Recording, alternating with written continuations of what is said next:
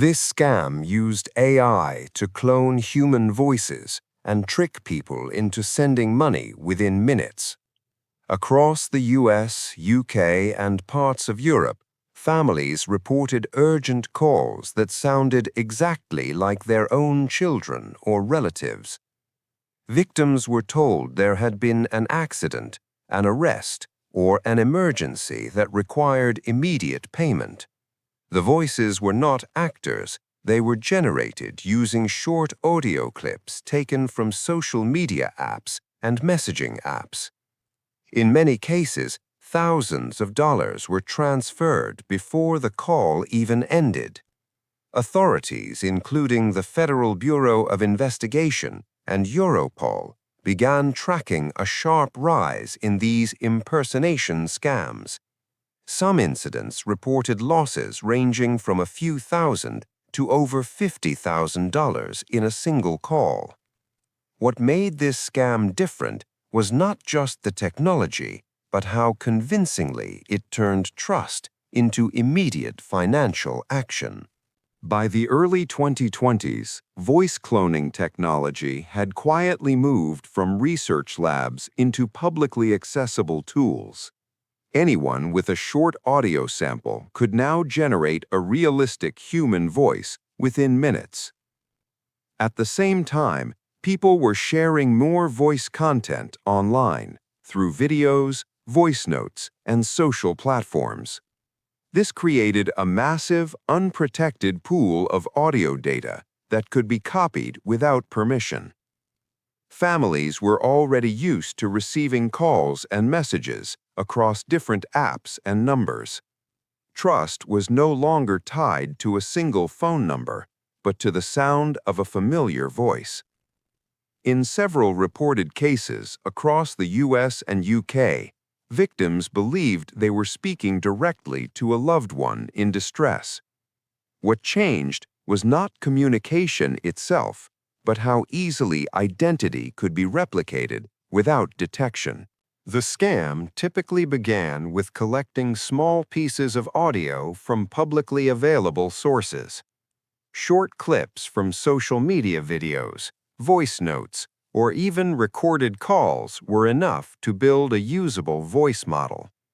Scammers then paired this cloned voice with basic personal information gathered from profiles or data leaks.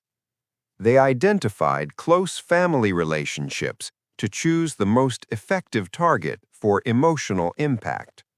A call was placed suddenly, often late at night or during busy hours, to reduce the chance of verification.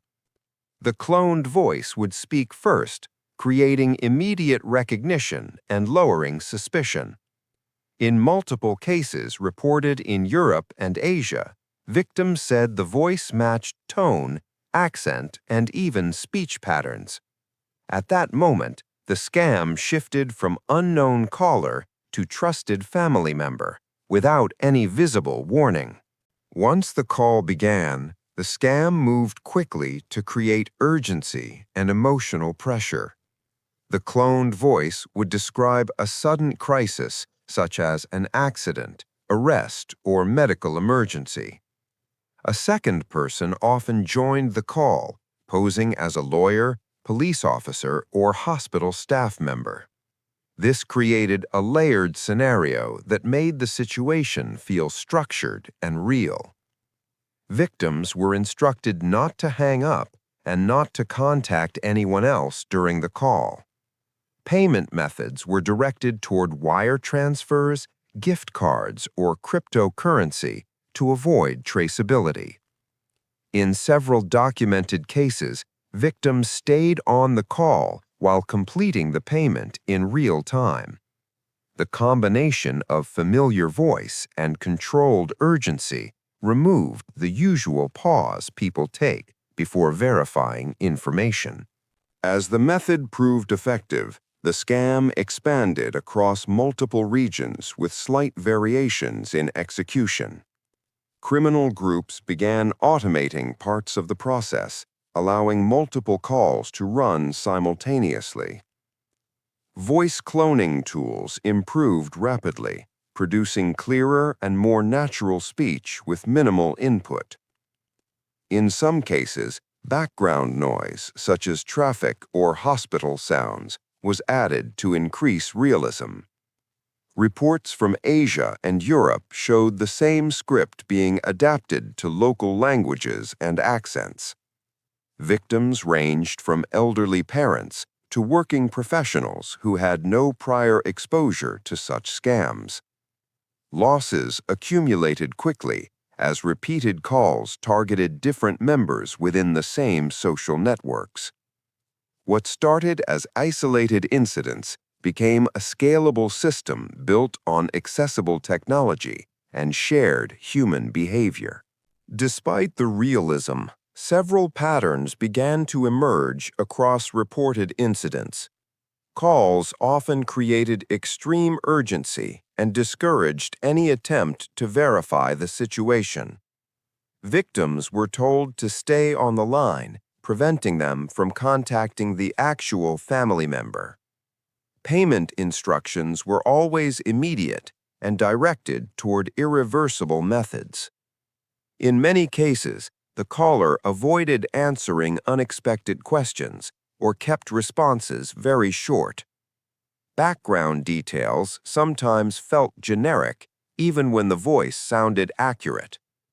Authorities like the Federal Trade Commission and the UK National Fraud Intelligence Bureau noted these repeated behaviors. The challenge was that these warning signs appeared only after trust had already been established through the familiar voice. The patterns of reports began to draw attention from multiple international agencies. The Federal Bureau of Investigation issued public alerts warning about AI-generated voice impersonation scams. Europol linked several cases to organized groups operating across borders using shared toolkits. Investigators found that many calls were routed through anonymized internet-based calling systems. Digital traces showed voice models being created from publicly scraped audio without consent. In some cases, cryptocurrency wallets used in payments were tracked across multiple incidents. Law enforcement coordinated with telecom providers to identify call routing patterns and block known sources. The findings confirmed that the scam was not isolated, but part of a growing system combining accessible AI tools with fraud networks. This scam revealed that identity verification had shifted from numbers and passwords to something far less secure: human perception. A familiar voice, once considered proof of identity, could now be artificially recreated with minimal effort. The system relied on speed, emotion, and isolation rather than technical sophistication alone. What failed was not awareness of scams, but the assumption that voices cannot be faked convincingly. As communication moved further into digital spaces, the boundary between real and synthetic interactions became harder to detect. Experts began advising simple verification steps, such as calling back on known numbers or using agreed code words within families. The broader risk extended beyond financial loss to trust itself, as everyday communication could be manipulated.